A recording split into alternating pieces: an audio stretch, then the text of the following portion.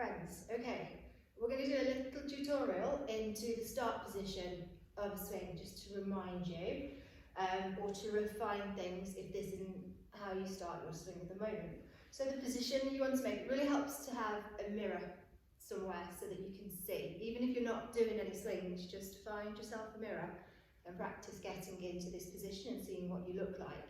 So what you don't want to do is have the bell quite far away from you, and the first thing you do be to reach and grab the bell like that.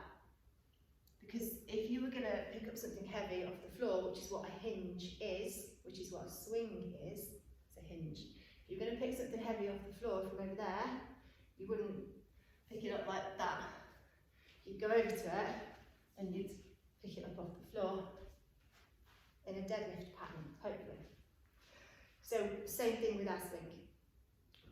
So you want to be close enough to it so that when you come into your hinge pattern, which is this shape, you can deadlift your bar off the floor, okay, it's a deadlift pattern, right?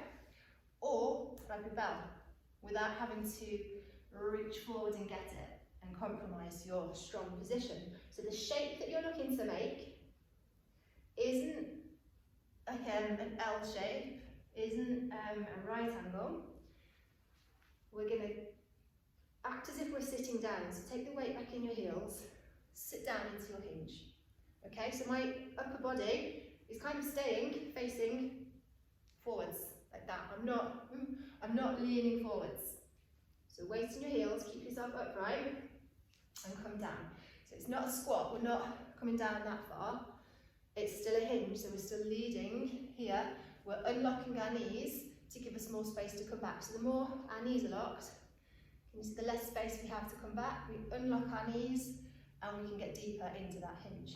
I've got all of the weight in my heels. Now if you struggle with that, just lift your toes off the floor and feel what happens to your weight. And then this is your start position. So if you look, I've got shoulders above hips, above knees, above ankles. Okay, so I'm here, so I'm not there. And the bell is close enough to me that I don't have to unplug my arms from my shoulder sockets. I can keep them plugged in and hold the bell. Then I'm going to pull the bottom of the bell off the floor, tilt the bottom of the bell off the floor, and I can lean further back then into my heels because the weight of the bell is keeping me on the floor. So if you just practice doing this, kind of follow along with this video, you're going to hate me at this moment because it hurts. This is a really, really strongly loaded position. That is the position we want to come into. We want it to hurt. It's a hard position to hold because your muscles are loaded. You are spring loaded, like you push down a spring. And what that spring has, when you load it, when you squish it down, is a lot of power. The harder you contract it, the more power you have. So this is your start position for a swing, okay?